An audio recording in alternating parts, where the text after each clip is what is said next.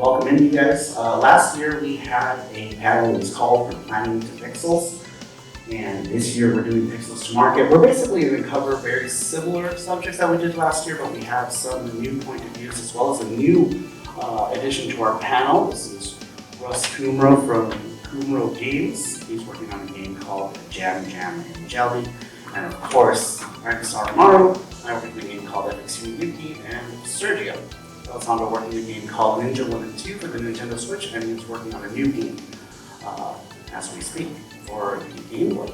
So what we're going to do right now is we're just going to show you some trailers of the games that we are currently working on, and then we're going to go into some talking points, and then we're going to go and show you some of the trailers to the games that we've actually released and put out to market, so that we can go through those talking points. So let me go ahead and start off with the trailer for Russ's game, Jam, and Jelly, which is a game that's going to be released for the arcade and will be released for everything next year. Yes.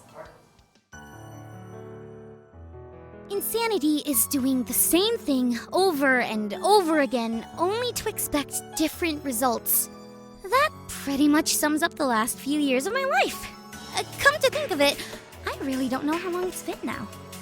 You see, before I unexpectedly became Jam the riff-jumping warrior princess, I led a pretty average life. Attacking our skies that you're now occupying. Say you want peace, but you're only lying. Around with your troops and all you're fortifying. Soon through those defenses, we'll all be flying. And there's no way that you will win. Prepare to have a conniption. So now our battle will begin. Unleashing my power from within.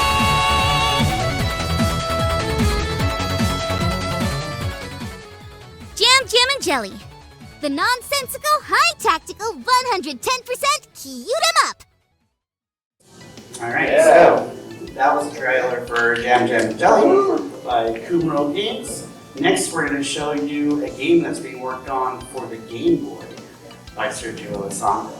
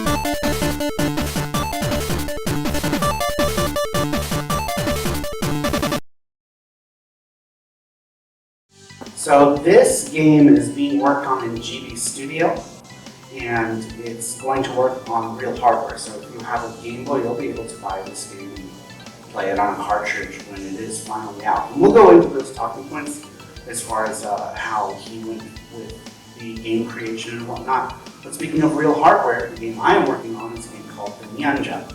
And this game is a game that's being developed for the TurboGrafx CD. I'm going to go ahead and show you guys that trailer for it now. A new game for the TurboGrafx CD. The tale of two ninja heroes.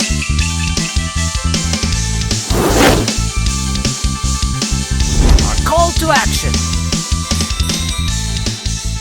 But can they save the land from the Shadow Kitsune gang? Call the ninja. Hear the voices rise. Call the ninja beneath the scarlet skies. Call the ninja together side by side. Call the ninja, Pinocchio's pride.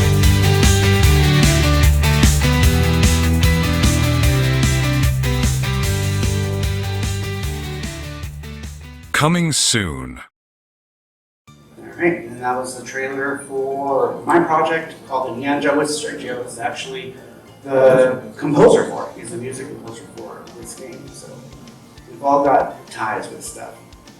All right, so we're going to go ahead and just really get into how we went about with our game concepts.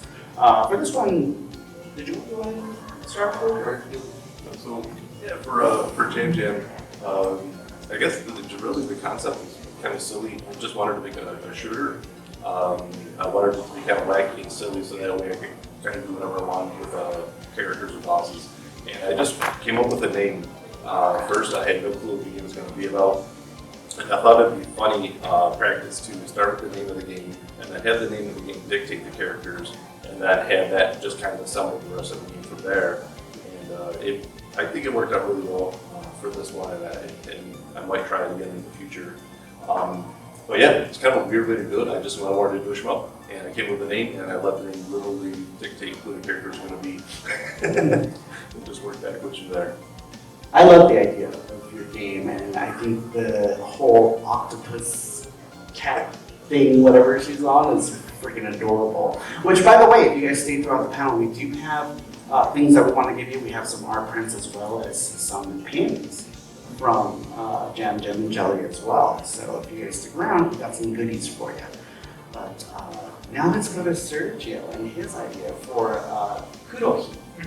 So Kurohi initially, I think the concept of the game was, originally it was supposed to be just a demon traversing different worlds, trying to recapture a star heart that had shattered into pieces from like a higher demon overlord.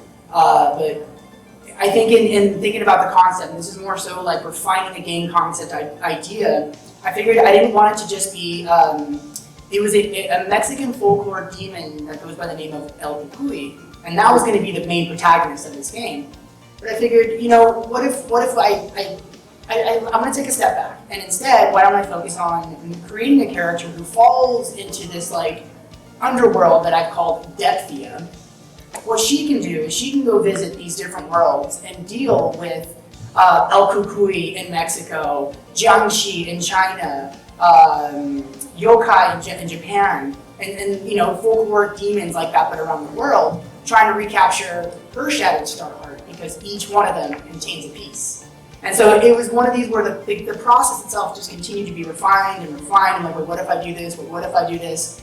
And then that kind of segued into other aspects of the game development portion. But before I get there, I think Saru is going to have some tidbits to say himself. Yeah, and I actually want to get back to your game because I noticed that your game has like different engines, right? Like it's an action game. There's an overhead sort of like RPG element to it, and there's this 2D side scrolling shoot 'em up segment. Correct. I think it's crazy. It's like It's everything in three one, engines in one. which kind of. is awesome. So we will get to a section where we talk about like the actual like engines and stuff. But as far as my game Nyanja goes, I've always wanted to create like a Bubble Bobble, Snow Bros kind of game. I love those kind of games. And I wanted a game that was more arcade focused. Actually, Yuki was an action game that was more story focused. This time I just wanted to cut out and go straight into the game. And so Nyanja was a game that I wanted to make because one, I love like all things Japan and ninja cats, and the whole idea is just like, I love samurai pizza cats. I don't know if you guys can tell, it's got very strong samurai pizza cat inspirations. And I always wanted to create that kind of like simple arcade 2D platform, and that's basic concept for Nyanja. But let's go ahead and move on to our next talking point because we got a few of them, and they'll kick us out probably before like our time is up. So now we can get into the game engines. So this is basically the tools that we use to bring our games to reality, to market. If we want to go back and start with Russ and the engine that he's using and how he went about to bring his game to a working game. Yeah, I'm using Unity as the engine for Jam Jam, and I've been using Unity for probably 12 years, so I figured it would allow me to really rapidly move with getting the game developed and move forward with it. The other thing that I was really excited about was when I started seeing games like Cuphead where you have these really large hand-drawn, hand-animated, hand-painted characters and animations and backgrounds. I then realized, like, well, when I saw that was made in Unity, I'm like, wait, I can make a game of that, with that type of art. So yeah, just wanted to kind of push it a little further, and use Unity came up pretty good so far. That's awesome. And Unity is, you were telling me that Unity is free to use, right? It's really up until you go and publish your game that Unity is that you have to pay for it, but it's free to use. So like, if anyone wants to practice with Unity and you want to chip your teeth on some code, it's something that you guys can go and download for free just to learn the tool. And then eventually, once you bring your game to market, then you can actually pay for it. Now, Sergio, Yeah. let's talk about your game. Yeah, and so for the original, well, I won't talk about Ninja, but working with Kudohi, the game engine here, I'm using GB Studio, which is an amazing tool. For anyone that's done any kind of like iOS development for like mobile apps, there's a thing called Storyboard when you're working with iOS. It's very similar with GB Studio in the sense that you have you can create worlds. You basically have your arc. You just kind of drop it, and when you drop the arc, you can start adding actors and certain elements, exit points, entry points, and you just kind of connect it all using this engine from. Again, from like a storyboard perspective, like a Kanban almost, if you will. And so it's a very excellent tool. I talked about it last panel that we were discussing engines and stuff, but I said at this time, I'd actually try it, like myself. Like, what if I made a game using GB Studio? And so, sure enough, and it's packed with multiple engines, oddly enough. Like, right. It's got platforming, like, Metroidvania style, it's got Legend of Zelda style, it's got the shoot 'em ups, it even has point and click. So it's got some really good options. So I 100% recommend GB Studio if you're just trying to put something together that you just kind of want to test out. It's easy to export ROMs, and it's one of these, again, we can talk about it later, but you're able to put it on multi-platforms as well. Once it's like, encased in an emulator, you could, Anyway.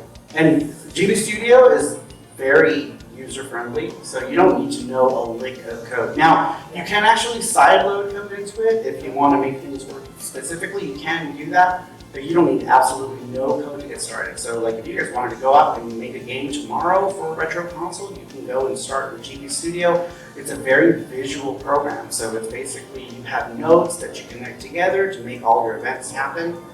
Excellent way to get into making your own game. It lets people who are not really good with program code, because I am not. I actually use a programmer for FX Unit Yuki and for Game Yanja, who is an assembly programmer by the name of David Rover. And he's an excellent programmer.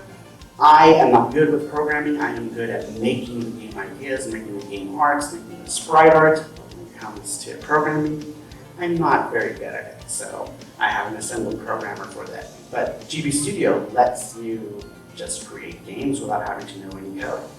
Now, as far as the game engine that we're using, we're not actually using a game engine for Nyanja, like I mentioned earlier. It's all just code. Everything is done in assembly and C#.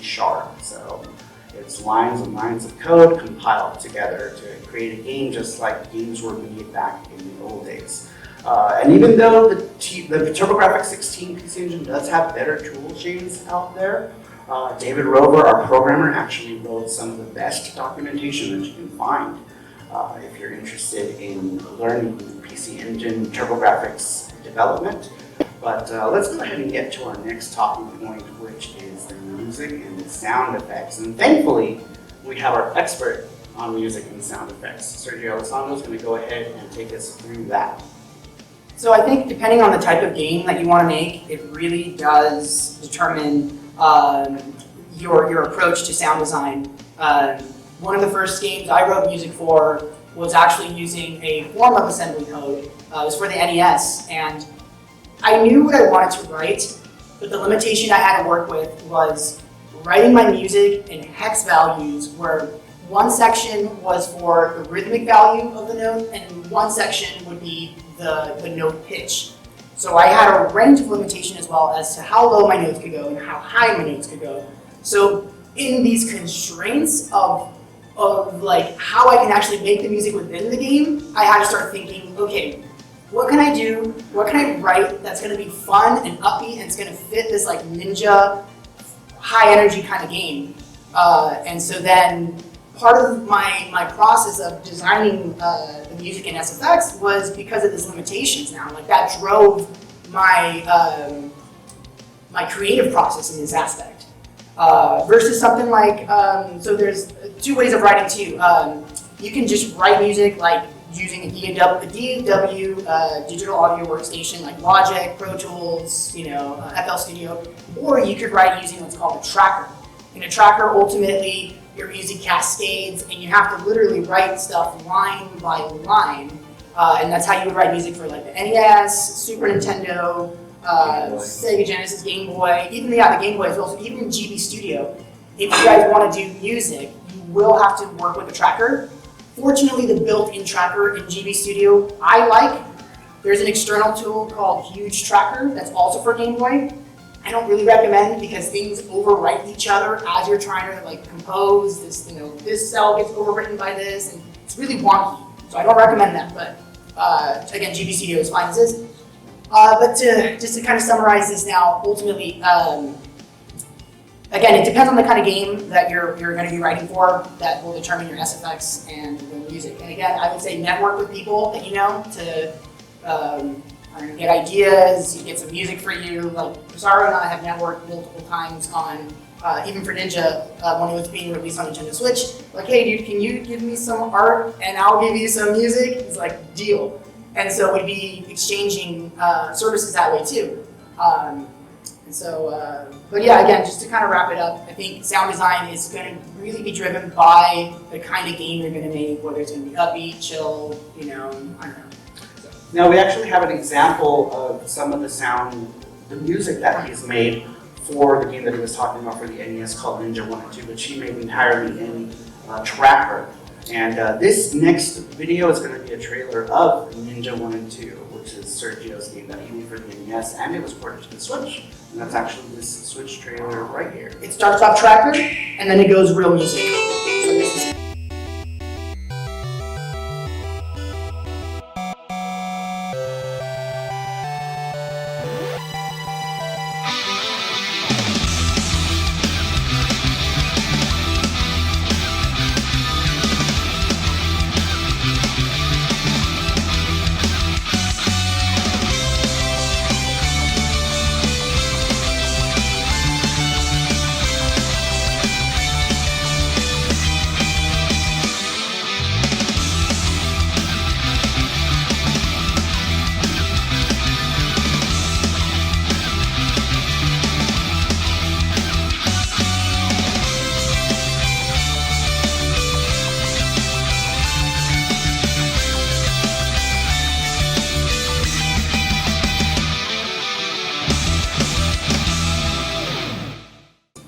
So that was a trailer for Ninja 1 and 2, which is available on the Nintendo Switch now if it's something you want to check out.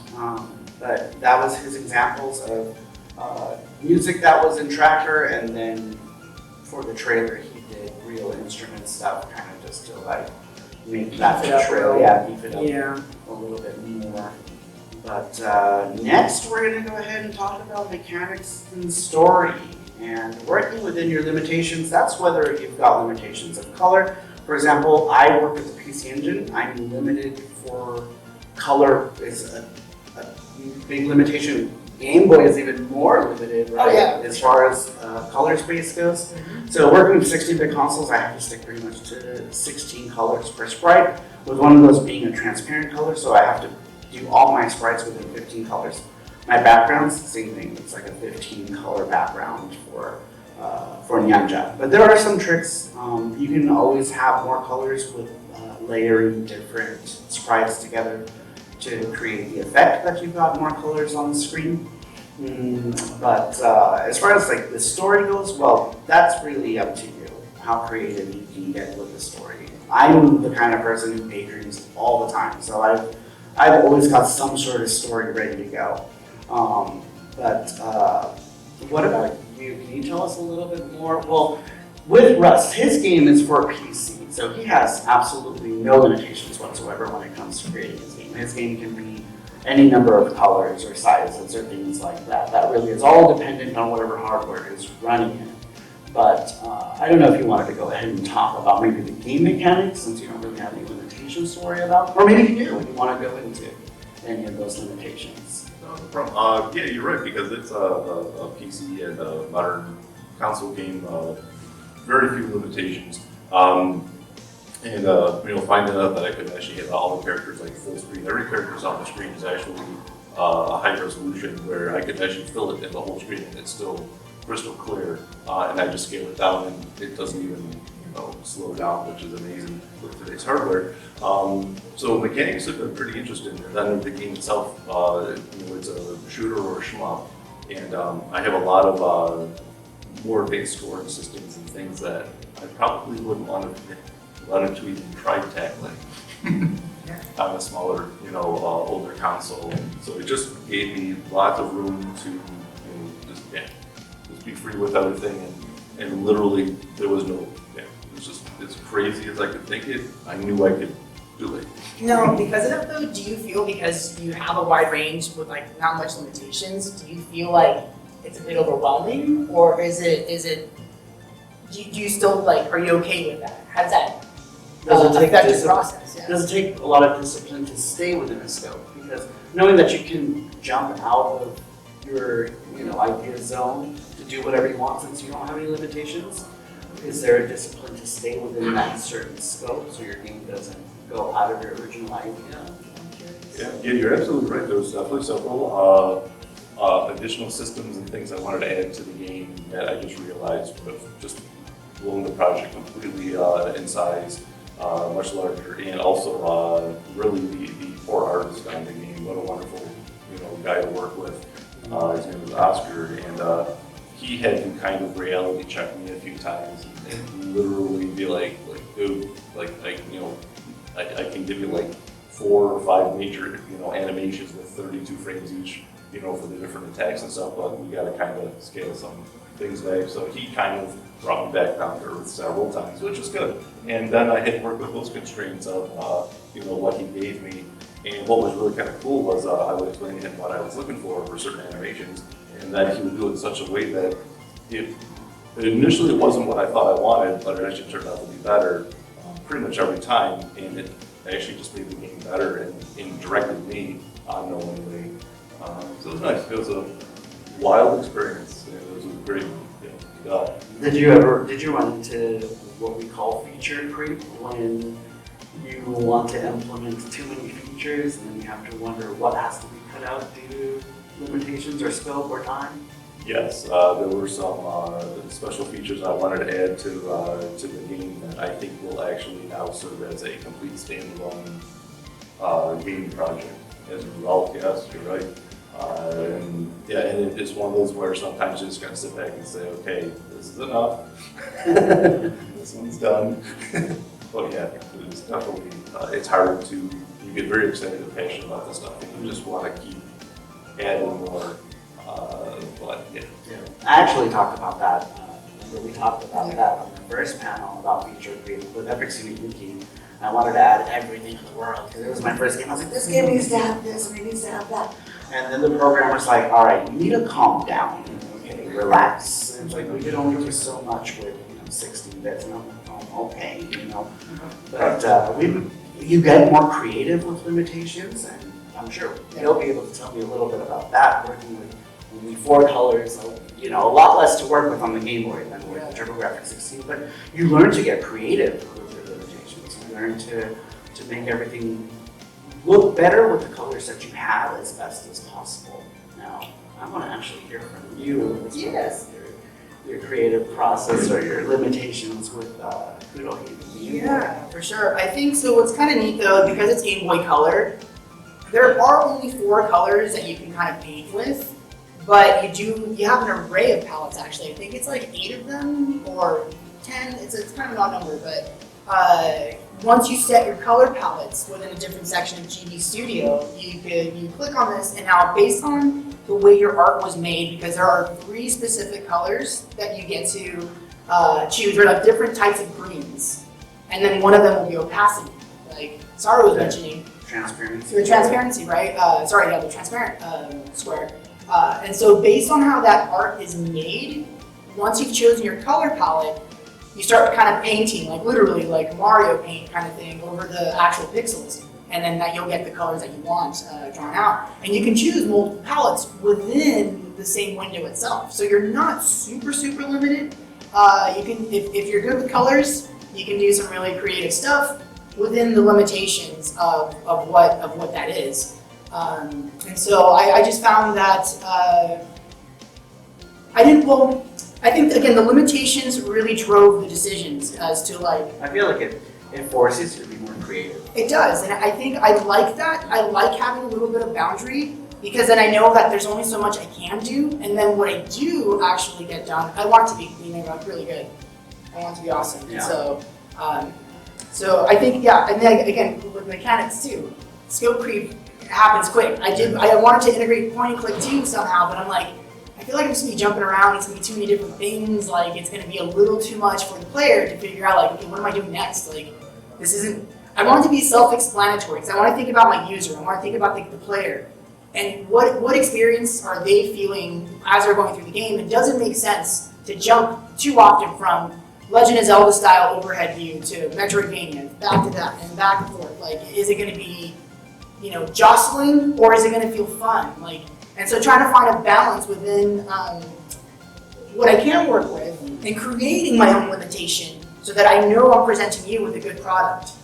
And so I have to kind of think like a gamer too as I'm making the game and how, it's going to turn out. This is going to be fun, this is going to be Yeah. boring for the player. Mm-hmm. Like, you have to constantly jump between what you want to create and what the player is going to experience. Right. And so you don't want them to be bored. Yeah. But with you having 3 different game mechanics, it's like you have to think about 3 different game styles. Like, And I try to like let the player know, like there's some NPCs where I'm like, hey, you're about to hit the skies because the ground's completely out, so be ready to take to the skies. And that's what the NPC tells you right before it switches to a shoot 'em up. Oh wow! Yeah. It's like a seamless transition to it? Yeah, Oh, that's yeah, cool. because literally you're Metroidvania, and then you go to the next screen and all of a sudden, boom, you're flying. You're like, wait, since when? And that's now the new level design for that That's part. awesome. But then there's an NPC that tells you that's about to happen, so that you're not too shocked or Thrown like into it. thrown in, Yeah. And so, and it's part of I think the transition becomes part of the story too.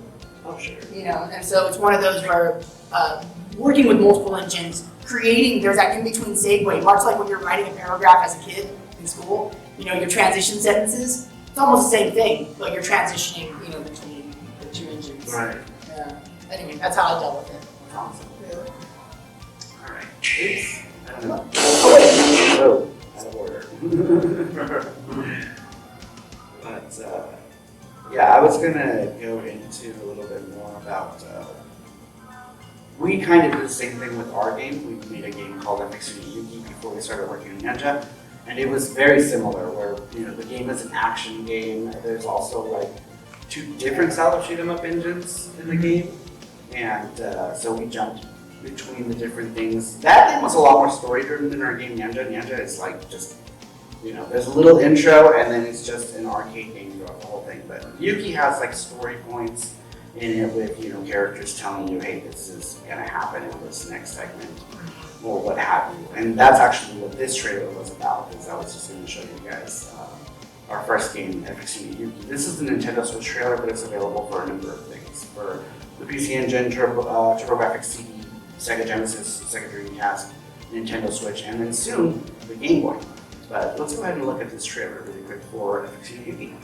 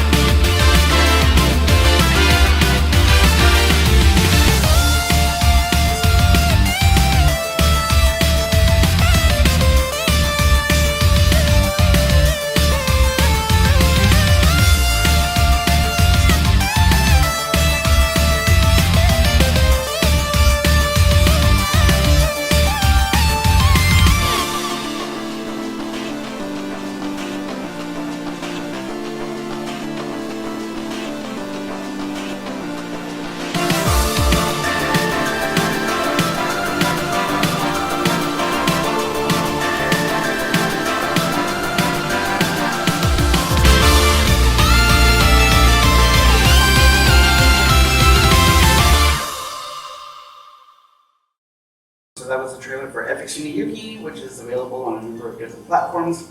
You can get it right now for the Nintendo Switch. It's like $8 on the Nintendo Switch. But we also have plenty of physical copies. If you stop by our booth, we are over by the arcade in the corner of the con, and we're actually all over there. And so if you want to come and check out our games, you can just go over to that corner, and we've got them all on display, so you can go and check them out if you want to. But next, we're going to go ahead and talk about how we got the money to make this stuff, which I think is an interesting subject because we all have different ways on how we are going about it, whether we're using an actual crowdfunding platform, or we're using a scholarship, or we're going with a publisher. You could always go with a publisher that'll take the responsibility of putting your game together and putting it out to market, and then they market it. It's their job, and then you can focus on just making the game. Let's go ahead and go to our new panel member because he actually has an interesting story as far as how he got funding for his game. Russ, if you would like to share. Sure, absolutely. Yeah, I literally had to be pegged into applying for the funding. So long story short was the musician on the game, just truly wonderful guy, and he was telling me that in Rochester, New York at RIT, their game studio, Magic Spell Studio, they had an incubator program and it was free for anyone in the community who would work on games to apply. I didn't think I had a chance, whatsoever. And so anyways, made a 2-minute pitch video explaining, here's Jam Jam, here's what I've done so far, and what I would use the money for. I also had spent, I literally would not take a penny of the money for myself. It was for artists, musicians, voiceovers, and to my surprise, they gave me a sizable chunk of change that really allowed us to hire some really amazing, voice artists that literally are in hundreds of animes, and like the one actor's even in Genshin, which is wild. And just, we got to work with some wonderful people, and then some of it was out of pocket. I was too afraid to go with Kickstarter, which I kind of am sad about. Maybe I'll try that next time.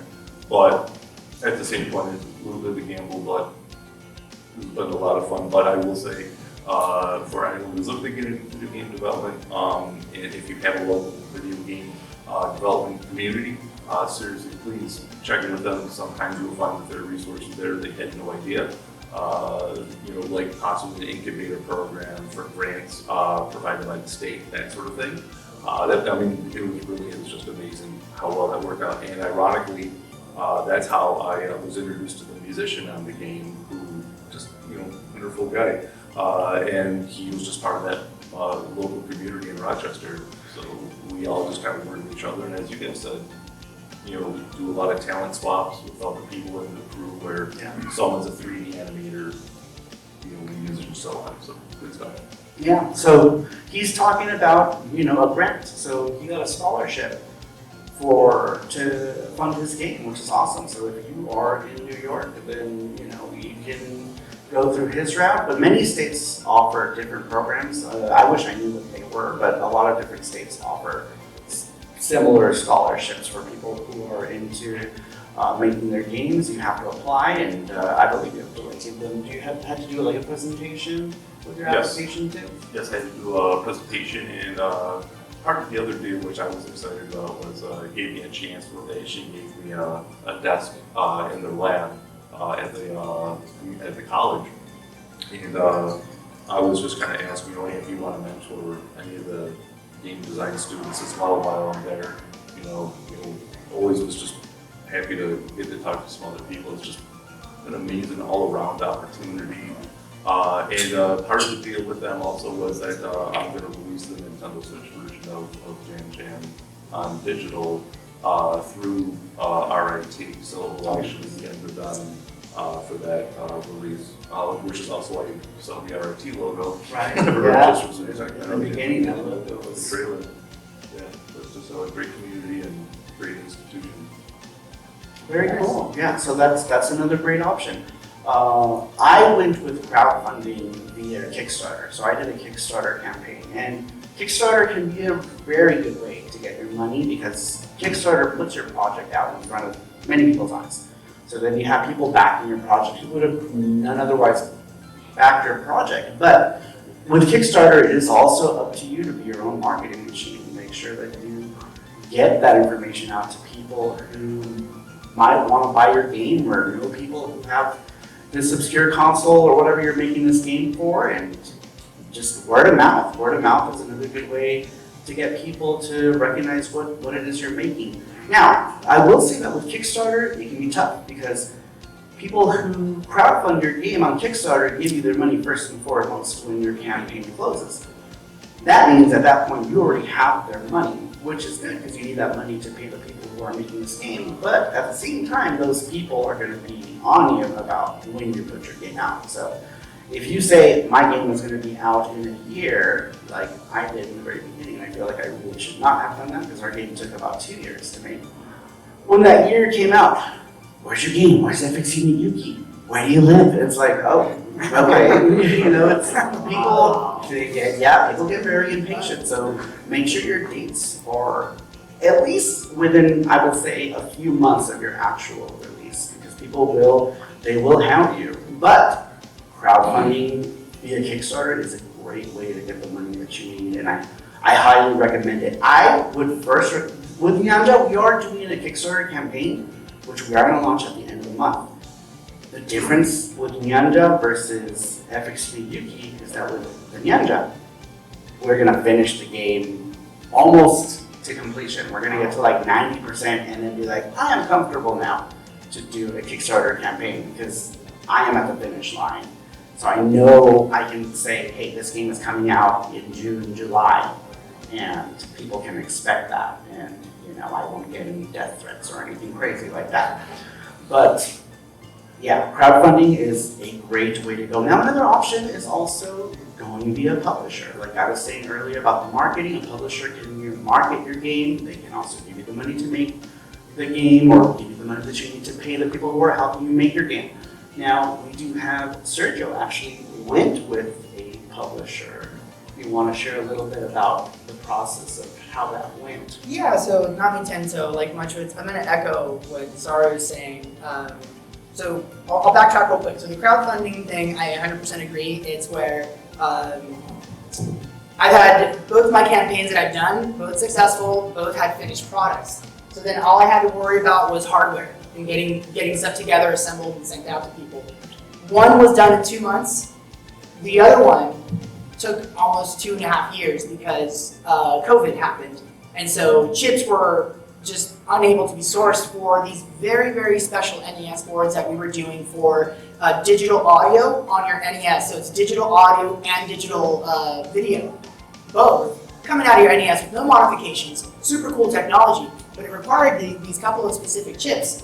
And so because of that, it delayed the Kickstarter for about 2.5 years. We literally just got the boards in like a week ago, and they're finally being flashed as of like 2 years back. So, like you mentioned, I try not to put a timeline because I'm like, I don't know what's going to happen. It's done, but what about the hardware? What do we do? Yeah. And so that, you know, fortunately people on that campaign were very, very understanding, surprisingly very, very, very understanding. There's maybe like one person that was like, dude, where is it? All right, it's coming, man, I promise. Not running off with your money, you know, like I promise it'll be there. And so anyway, but to fast forward now, to moving into a publisher, I do agree that sometimes you have to pitch your stuff to different publishers to see if they even want to take on your project. And so I do recommend finding a publisher that isn't like too huge, where they're only dealing with AAA titles, and so they see you and they go, yeah, no, like not going to work with you. Or someone that doesn't have any marketing or any kind of like, because I honestly feel like without marketing, you could be published, but it ain't going to do you any good if it's not backed by good marketing, good Instagram ads, Facebook ads, maybe a TikTok video, maybe whatever, but to have like a solid plan as to how you're going to market this, because that'll change sales. It'll change like how your game surfaces in algorithms on YouTube, like everywhere. Completely changed it. So unless the publishing company you're going with has a good marketing tech or marketing strategy, I would say don't just like throw your game at someone just because it's going to be on Nintendo Switch. Yep. Maybe see what other projects that they're working on, if they've gotten any traction with those projects too. Because, and even if it's your first project, you know, some people think you can't afford to be picky. Well, you kind of can be a little bit, you know, depending on, you know, if you have a game that you think that people are going to want to play. Because I got approached by a bunch of people, and I'm like, what did you even do? You know what I mean? Like, you have to think about yourself too. You know, it's not just about getting something put out, because you can put out something and then it'll never get in front of anybody's eyes. Right. A lot of people don't. When it appears like on the Nintendo Switch, like new titles, you're literally up there for like 15, 20 minutes tops before other games are coming in, or maybe like a day, something like that. And the games are already pushed down, like almost immediately. So you cannot rely on Nintendo Switch is going to sell itself. Like the game, that's not how it works. Yeah. Like, yeah. Dude, like our game, like every single Yuki, like you cannot find it on the eShop. It gets buried. Yeah, it gets Yeah. buried because there is so much shovelware that comes out for the Nintendo Switch that you pretty much have to be the voice for your game You have as to be well, a and the hero. person who's publishing. A couple questions. Have you thought about putting it like on the PSN, maybe the Xbox Live Service? I think we have someone actually who's got experience with that. And actually, let me just quickly segue into that because I want to talk about Russ and what else he's done. So, like, we've all done things that went to market. He programmed Sydney Hunter and the Curse of the Maya for CollectorVision, who is also joined by John Lester, the person who runs this convention. And he is the programmer for the game that John Lester and their team worked on, Sydney Hunter, who he can probably also give us some insight on what, you know, it's like to work with a publisher. But he has experience getting games out to PSN, right, via CollectorVision. Thank you, over Sydney Hunter, for working on CollectorVision. Truly wonderful group of guys to work with. And honestly, for anyone who is looking, you know, for someone to maybe tag, you know, work a project with, they're always a great resource to pitch an idea. But what happened was John Lester, you know, he was huge in helping where there were so many hurdles to get the game approved and in front of Sony, and then go through their validation process and certification process, and then having the program trophies. It was a lot of me and him going back and forth with the reps at Sony, getting the documentation and testing things out. And, you know, we ended up getting debug units for PlayStation 4 and 5, and we were testing the stuff there. But yeah, it was definitely a large process. Nintendo was a process that was also somewhat interesting to go through with the PlayStation. I would say they were a little bit larger because of trophies and all these other things. And then the same thing with the Xbox.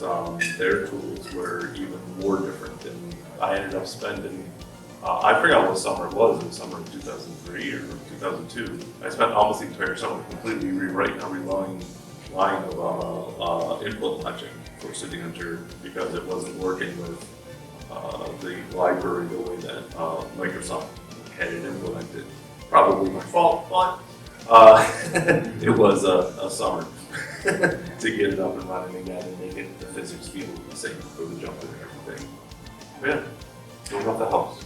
Yeah, so by the way, Reggie, thank you so much for that question. I think that wasn't even the talking point, and I think that should have been a talking point. So thank you, Reggie, the radical one, for that question. So Now, question, right?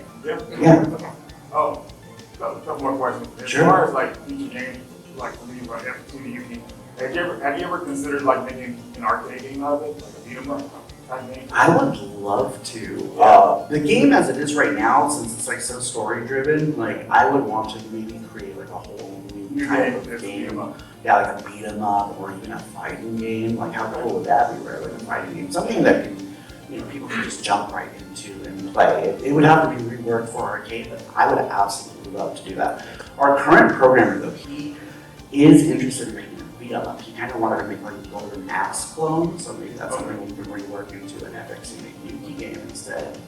Oh, last question. Sure, go ahead. Where do you live? We're gonna find you, Yogi. What's up? Hey, so I know you guys talked about, you know, Kickstarter and whatnot, but I mean, not to I guess you can say, put it into something like, you know, the whole saber rider kind of debacle. So do you guys, Oh my gosh. so do you feel like you've had that sort of fear, like, oh, if I do this Kickstarter again, will I get this sort of like, I guess you'd say, that publicity or anything that sort of company and stuff? Just Absolutely, absolutely. That's a huge fear. So now what he's talking about, there is an old like 80s anime called Saber Rider and like the Cowboys of, or I don't know, whatever. It's like some anime, right? So some guy, I don't know where he is, he licensed the rights to make a game out of Saber Riders and whatever it's called to release on Dreamcast, was it? And PC Engine? Yeah, PC Engine and Dreamcast. And the guy, he raised like a ton of money, didn't he? Like 400, like some crazy amount of money. But like, it's crazy sometimes, and maybe some of you have run into that experience where you backed something on Kickstarter and then never got it. So there's a big stigma around that as well with crowdfunding campaigns, because people are like, what is the risk? Am I gonna give this person all my money or they're gonna run away with it? APPAREL is another example. I don't know if anybody here backed the game APPAREL for the Sega Genesis. Disappeared again. Yeah, did you back it? Did you back APPAREL? I did. I got my copy, but they were going to do reprints, and then now their site is done. Right, yeah. And a lot of people who got that original run didn't even get their game. I was one of the people who got it, and I was so surprised to get it. Like one day, it just showed up in the mail. I was like, oh, I forgot, I backed the thing. And it was random, but I hear hundreds of people didn't get it. And before they even fulfilled that, so it's weird. Like I feel like the internet has different rules for different people because they didn't fulfill it, and they started another crowdfunding campaign for a Game Gear version of it or something. Game Gear version, yeah, like one on modern systems like PS4. Oh, that's right. Yeah, and Dreamcast too, right? Nintendo Switch. Just gone. And now it's like radio silence. So some people have hope and think that, you know, that will just pop up out of nowhere, kind of like APPAREL did for some people. Some people got it. Right. But even though I got my copy, I saw that campaign, I was like, I ain't giving this guy my money. You know, because you don't know. You just don't know. You don't know. So that's another thing too, is like, you know, see what these people's track records are. You know, if they have a crowdfunding campaign and they've done good on that crowdfund campaign, chances are they'll do good again on that crowdfund campaign. I think on that note too, like where right now I have the NES video and audio cart, like now that we got the boards, I'm feeling a lot more confident now that Kunoki is going to get a crowdfunding, I'm going to take that approach too again, but I'm not going to do anything with that game until that campaign is complete. Like until I finish that, everybody gets their boards, they get their copies. I want to make sure that's done first, so I'm not pulling this whole like, this one isn't, it's not done yet, but I'm going to run another one anyway. Yeah. Like, that's going to look terrible, especially for marketing and for people that have backed. They're not going to even want it back. They're like, right. Dude, you haven't given my first game back. Like, oh, I haven't gotten it yet. So I would say, if you ever fall into my situation, wait. Just be patient. Sure, you know, I have been waiting a long time with this game, but I'm okay with it because I think what's more important too is I don't stain my brand. I don't mess it up. It's already strained, I'd say a little bit, like a tiny bit. At least for this audience, it's a little strained because they had to wait for so long, but it's not stained. You know, it's just a little strained, and so you can fix it. And that's fine, Yeah. you know, because people at least have the confidence that it's coming. It's coming, right? And so You know. I've kept them up to date. I've let people know, like, hey, it's still happening. So just be in communication. Don't drop the ball on there. And so, and things will be okay. People will be understanding. But Yeah, so if you give people, you know, take $400,000 of money from a bunch of different backers, you better give them some. Yeah, for for sure. And again, as long as you're communicating, I think things will be fine. Yeah, communication is key. If you do use Kickstarter or GoFundMe or whatever, use those updates, make those blog posts, and let people know, hey, you know, I'm doing something, or you know, I thought about stage 3 on the toilet. It's, you know, it's gonna happen. You know, you just have to keep them informed with what you're doing, because people get nervous about that. You have their money, you know, so it's like you got to make sure that they feel comfortable that they've got your money. So yeah. Just be cautious of projects you run too. Again, this was a very unique, very, very niche type of board that I needed. So I limited myself as to who I can source from. There's only one person I can source from to make this happen. And what it's talking about, just for the context, this is the music game thing that you did, right? Yeah, this was a card game. It was digital audio and digital video at the same time. Running on an NES. On an NES, yeah, Which exactly. is No pretty hardware crazy. like modifications. You just pop it in and it works. Yeah, I wanted to specify that because we're just kind of like talking about it, but not actually talking about the project. Yeah. Pretty freaking cool project, by the way. You know, to get full motion video running on an NES, on a Nintendo cart, like. It's the first of its kind still. People have been able to kind of achieve it with an emulator, like running with very specific mappers and kind of getting it to work. This is still the first of its kind on real hardware. Like not using SD cards or some kind of like, no, this is like using full fleshed out PCB board using very specific chips like that are made for the NES where if you made a game and you wanted to use this board, you still can. Yeah. But it's actually running digital video and digital audio from it. So that's what that project is. With you having such a specific thing, I feel like that's more justified as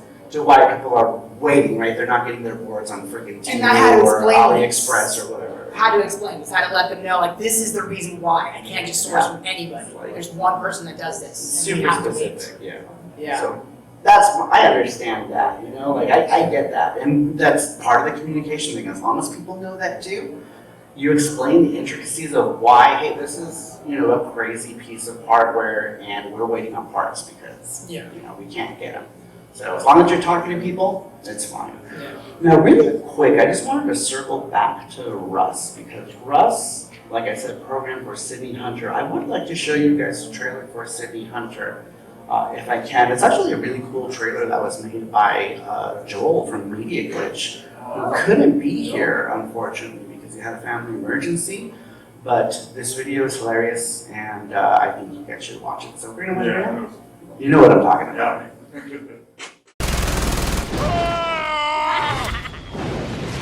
Do you miss the good old days when video games were challenging and fun?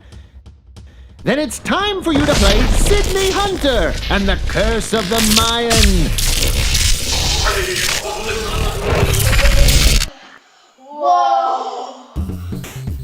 In Sydney Hunter and the Curse of the Mayan, you'll play as Sydney Hunter, an explorer trapped inside a cursed Mayan pyramid with nothing more than his whip and his wit to save himself. Guide him through dangerous enemy-filled levels. Find secret locations and new weapons to help you battle against scorpions, skeletons, piranhas, bats, spiders, zombies, and more. Do you have what it takes to beat all 7 Mayan gods and open up the door to the final boss? Pick up your copy of Sydney Hunter and the Curse of the Mayan today. It will blow you away.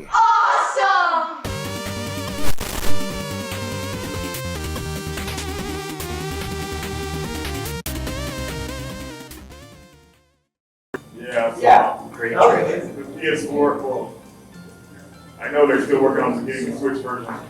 Physical guns, the first rest game is kind of like behind. Yeah, so Sydney Hunter is available on like everything, right? Xbox, PSN, Nintendo Switch, PC, Steam, any format you can think of that's modern, it's on it. And Russ is the programmer of Sydney Hunter for that game, and actually I did a little work for Sydney Hunter as well. You know, I feel like, you know, thanks to Russ as well. And he threw in our FX Yuki into the game. She's like a cameo character in it. But so Joel, who, like I said, isn't here, he's a movie director, so he's like amazing when it comes to like putting videos together, and that's why that trailer is the way it is, because the guy directs movies and he's super talented. So, you know, check out Media Glitch if you will. He's on YouTube, awesome channel. Yes, Smash. Russ, if you want to dive into the drama with the Sydney Hunter, or is that going to not be? No, yeah, you're right. I probably can't say much other than just the. Because you know I'm all about the drama. Absolutely. Yeah, just the company that you know that they're working with. They seem like a good group of guys. It just seems that they're definitely. It looks like a few projects behind, and hopefully they'll get caught up.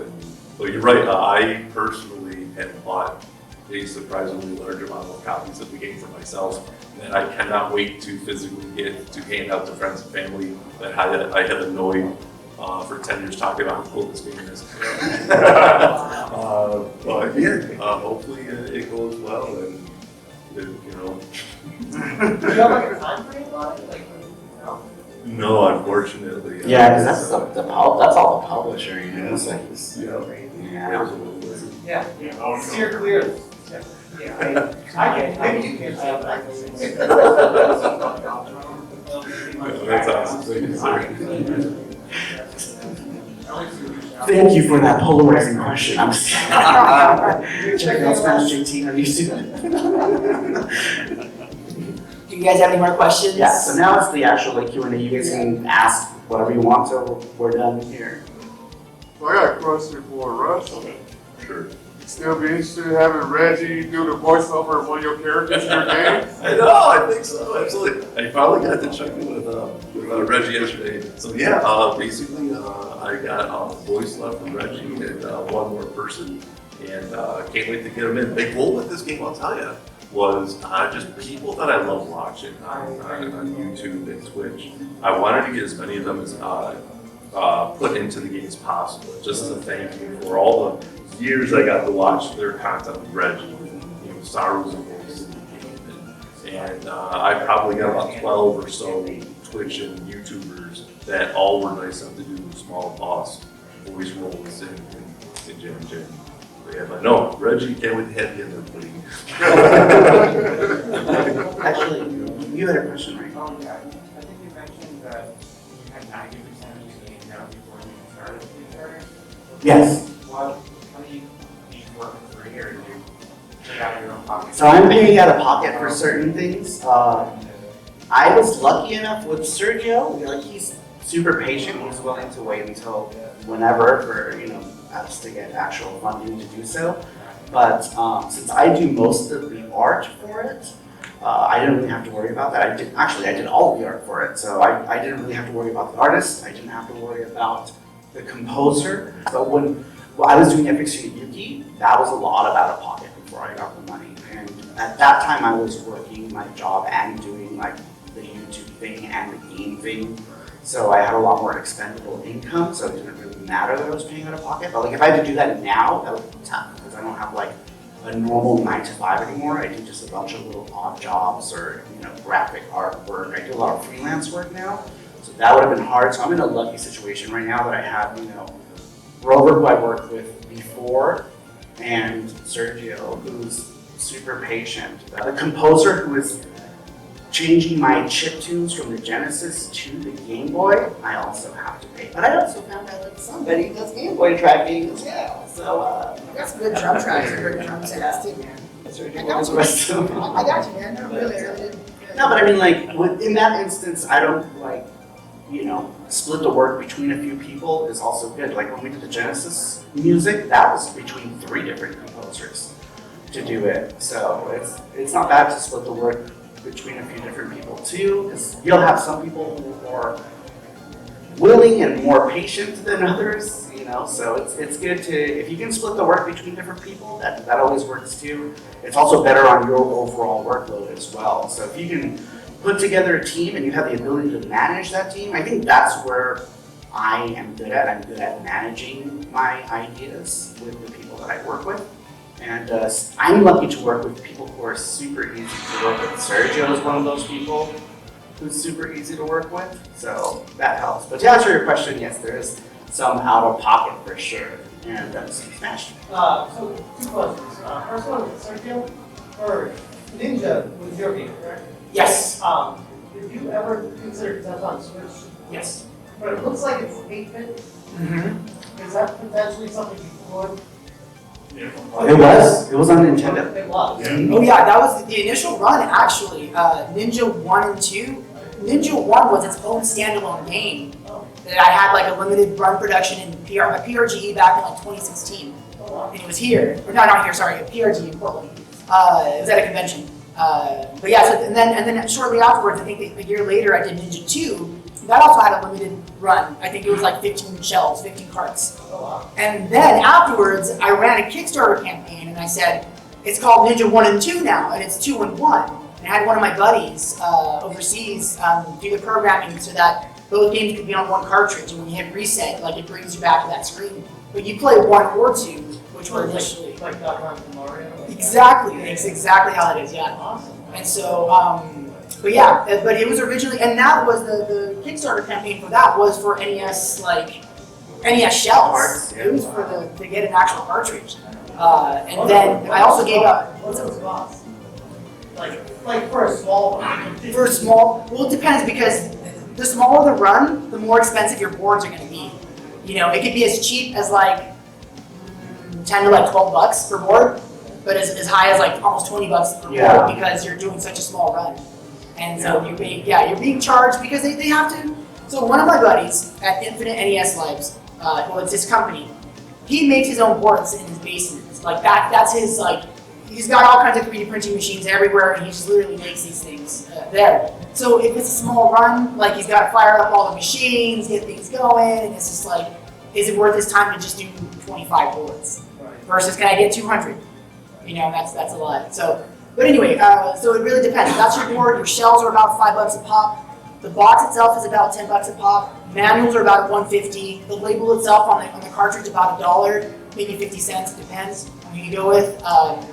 So it adds up. You're like $40 up. Almost $40. It's like 30 and some change. Like, That's right. So when you see You it, charge like $60, $70 that's why you just see it for because like smaller numbers and it's more expensive. exactly $50, $60. That's why you get NES games that cost that much. Yeah. You're paying a lot. It's for the hardware. You're paying for it, really. And I assume they're also every I have like 4 boards left at home. If you want one. No, I mean, I don't want to. I just wondered.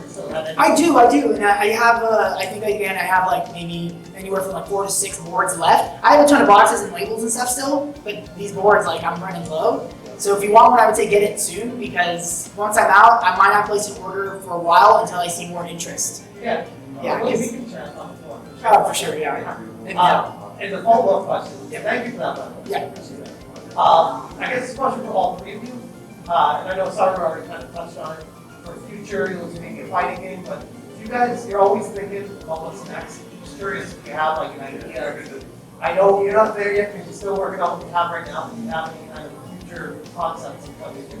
I do. I already have one. And this game is going to be, you're going to be traveling to different worlds, you know. But I'm going to create this environment for you within GB Studio, like that Game Boy environment, to where it's going to feel really neat. It's going to have really fun game mechanics without giving too much away. It's going to be a lot of fun, I promise you. It's going to be, in my mind, I'm thinking I'm going to make it as creative as I can for my limitation that I have. But this game is like already in my head. I have it like, I'm jogging and I'm talking to my phone like, all right, so you're in this world and you're gonna be doing this. Like I'm taking notes as I'm processing like what's happening, you know? Whatever you can. Wherever time.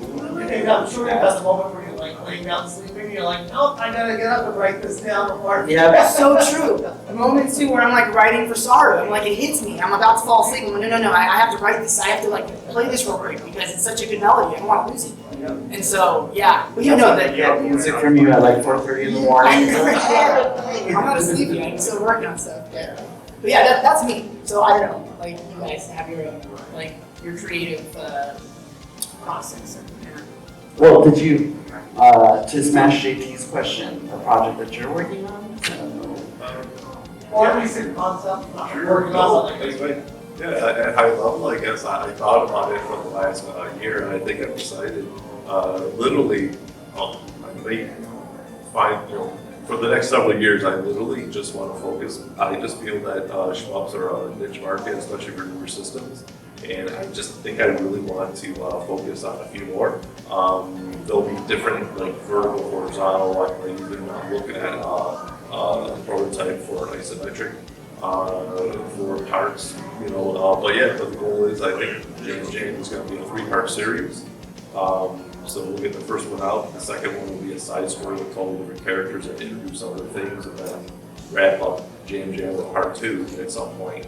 That's probably 5, 6, 7 years away for all this work. But the other thing that I'm doing is I'm pushing myself to get out of my comfort zone and talk to larger actors and things like that for the next games. Like I was in the process a couple months ago of working with George Lowe, the voice of Space Ghost.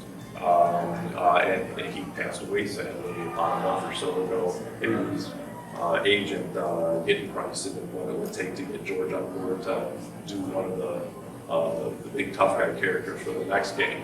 But yeah, just things like that. That's kind of what I'm doing is I think I really just want to live in the Schmuck world for a while and crank out a lot of stuff. It's not going to be cookie cutter like, oh my god, he just reskinned Jam Jam. It really is going to be different weapon systems, different power-ups, different things that I learned later on as I was developing Jam Jam that I didn't want to put in for Scope Creep. And they will feel like very different standalone games. Very cool. Now, for me, I've already started on my next thing. Since Nyanja is already close to the end, I've started a new project called Legal Hearts, which is a 2D running gun for PC featuring little priestess girls who just shoot fiery talismans to exorcise demons. And it's a 2-player co-op run and gun game. And I actually have a demo for it. So if you come by like my table, I'll show you. We put the very early demo up on our itch page as well, which is going to be on the flyers that I give you guys with all the goodies. But it's very early still. We've only got like one stage, but it's an idea that I wanted to get out there with the program. And let's just put together a stage and throw it out there and see how people receive it. So yeah, I'm already on my next game idea. So this will be my 3rd game. That will probably come before Game Boy FX and Yuki, which will now be our 4th game. So I'm always trying to like work on the next thing. As soon as I get close to finishing one thing, I'm already jumping into the next thing. All right, well I think maybe we have time for 1 or 2 more questions, if anybody has any other questions. If not, we can just give you your goodies and get out of here. Because last time, do you remember the first time we had a full room? Yeah, it was packed. Yeah, it was packed. The last year it was packed, and when the people came in and they were throwing their stuff everywhere, we were like, okay, let's get out of here. This year we're gonna try to get out of here before that happens. But yeah, if anybody has any other questions, any final questions? If not, yes, that's fine. So I know Sergio was talking about the Game Boy Studio is kind of a good one to maybe for a beginner developer. Have you guys though grown fonder of a particular engine like Unity or Game Boy Studio that you didn't think you would like, that you've kind of like to develop for maybe now or in the future? Yeah, I think on GB Studio, like it's a great entry point to start making some games, but don't like feel that that's like a basic tool. Like, oh no, this is just gonna be a basic game. Like the range of what you can do once you learn what to do and you can add plugins to make it even more beefed up. Like it's a very powerful game tool. So I think at least for GB Studio, I can vouch for it, and that you can make some really cool games, like really good looking games, and like have really good mechanics within it too that feel nice as well. So I think for retro, GB Studio is like the most intuitive, right? Yeah, it's the most visual as far as it goes for creating games for retro. There's also options like there's Nestmaker too. Nestmaker. If you want to use Nestmaker. Pixel Game Maker MB if you want to work on newer games. If you don't necessarily want to make stuff for retro hardware, you want to make stuff for new things like PC, Steam, Switch. Pixel Game Maker MB, which you can get on Steam, is another option for you to make games for newer generation. Reggie? Yeah, how far along do you think you can tell us the FX you for a Game Boy? It's at about 40% right now, so it's further in development than Miko Hearts is, but Miko Hearts being a game that's on PC with no limitations, it's going to be much faster and easier to make than a traditional Game Boy game like FX and Yuki. But that's why Miko Hearts is likely going to come first, just because of the ease of making a game for PC versus making a game for retro hardware. But right now, FX and Yuki is about 40-ish%. We've got a couple stages in and stories and dialogues, so we'll probably put that out maybe, hopefully, by the end of this year, maybe. Don't quote me on it though. Smash. Just a random question. With Sergio, when you have that guy flash the game onto the hardware, I'm assuming is flash, it's not. Yeah, it's flash. How many years does that memory hold a flash game compared to like the old school way they used to create them? Is there? I have games that were flashed back from like 2007, 2008. They're still functioning just fine. Is there any kind of like documentation on Some kind of like rot that might happen on the chip itself? Not that I've seen, or at least documentation you're saying, as in like like. documentation like on the battery life of the flash memory? I don't know. I don't know. It's, That's a good question. I don't know. well, we have enough to not worry about it is what you're saying. That's what I'm saying, right? Yeah, so 2007 is still working yeah, today. you don't like really it's- have to, with flash games, you don't really have to worry about any type of issues, except the same issues that you would with any real cartridges, like exposure to static and things like that. That could corrupt the data on the actual card. Like, actual like flash cards, like using flashers, will stay on there forever until you do something with it.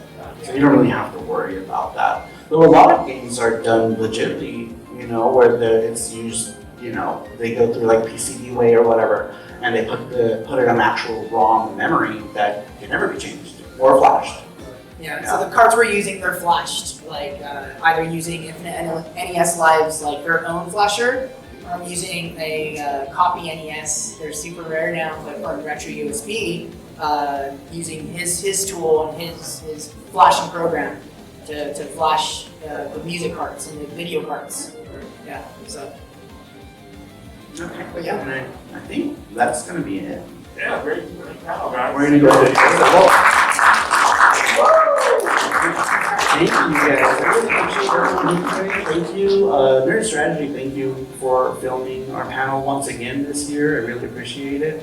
Thank you. Thank you guys for the awesome questions. The radical one, Reggie, thank you so much. Very insightful questions. Smash JT in the audience as well. And then some of my friends here from Vegas who came to the panel, thank you so much. And then a bunch of people here in the SaruCrew, thank you. I feel like if it wasn't for all of you guys, there would be like nobody in this panel. And, oh, in the back we got Nick. Look at Nick over there. He's got a panel today, by the way. Is it at 4 o'clock today? 4 o'clock. 4 o'clock. Top 10 PS2 games of all time. We'll be giving away 2 Retro Fighters controllers and some other goodies.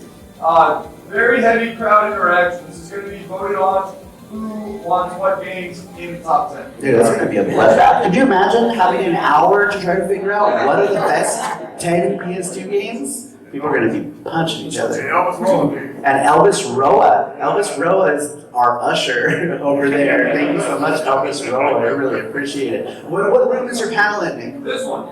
Oh, really? Oh, well, that's convenient. All right. Be here at 4 o'clock to save your seats. Yeah, it's gonna be a rumble.